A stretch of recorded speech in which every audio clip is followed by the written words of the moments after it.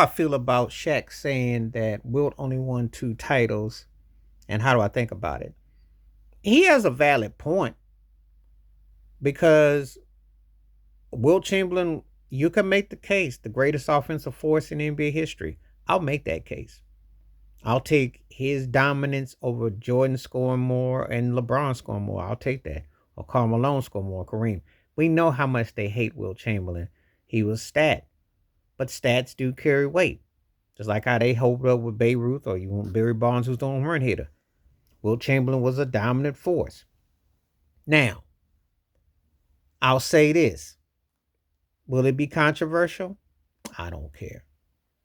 I'll take Shaq over him as a center, but I'll take Wilt Chamberlain probably over as a force.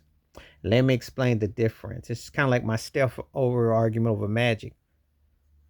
I can make the case that Shaquille O'Neal won more and was dominant. I can also make the case that Wilt Chamberlain statistically did everything that any positional player could do without being an outside shooter, without being a set shooter, finger rolls, dunks, all it. His stats were mind blowing. It took a special talent in Bill Russell and team to keep him from dominating in a way that you have never seen. And that's why you can make the case that Bill Russell is the GOAT. You know, when we get into this whole GOAT thing, which is overrated anyway, and why we got to do that with black NBA players anyway, because it's hard. If you're one of the 4 or 5 greatest centers, etc., you belong in a special conversation, period. I can't really put you and say that this or that because you belong in those names.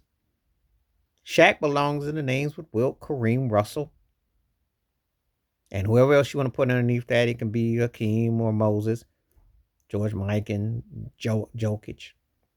You know, however you want to do it, he belonged in the top tier conversation.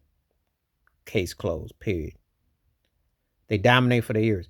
But if we hold rings as the holy grail, and some people do, Shaq has a valid point. Plus, he's the last player to three-peat.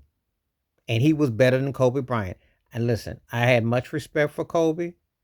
I had a love-loathe thing with him because he could be frustrating, but there's no denying his impact and talent. And I know somebody going to come in and say he won one more ring without Shaq. But think about all the pieces he had to get back there.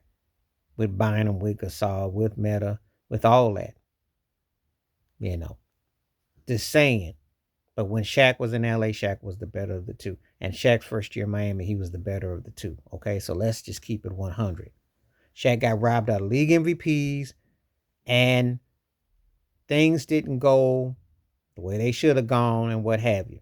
But Shaq was dominant. If Shaq, they had to beat the Pistons 20 years ago, Shaq would have been MVP of that finals too. Because Kobe was horrible in that finals. So before he's Kobe fan, come up here. Wilt, incredible. But he said himself he didn't have the dominant trajectory that Shaq did. He had everything else, though. That man was poetry in his leg motions, his skill set. But I do believe, and I don't think that Shaq would be the only one to take a shot at about Wilt winning 2 rings. I think Kareem probably would too.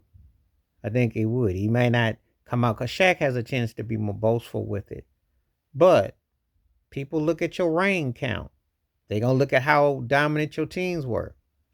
It's a fair argument by Shaq because let's be realistic. Wilt Chamberlain played with Jerry West and Elgin Baylor, and he played on 2 of the greatest teams ever.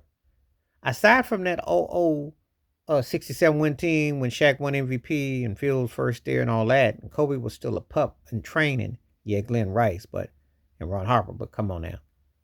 Fish and Rick Fox. You did not have a stacked team. Shaquille O'Neal never played on what you call a stacked team. That's a strong argument there. And as far as dominant goes, yeah, I'd say his dominance was more impactful because he three-peated, because you had to go through him, because he was hacked left and right, and they're not taking nothing from Wilt. Wilt is on a whole nother level. as an offensive juggernaut, rebounding machine, everything he did. But you can't take nothing away from Shaq.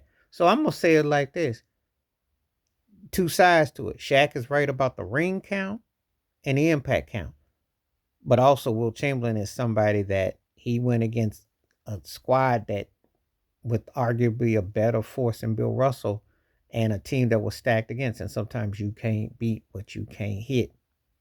So I don't have a problem with Shaq holding the ring count there in the argument. I bet you Kareem would too against Wilt.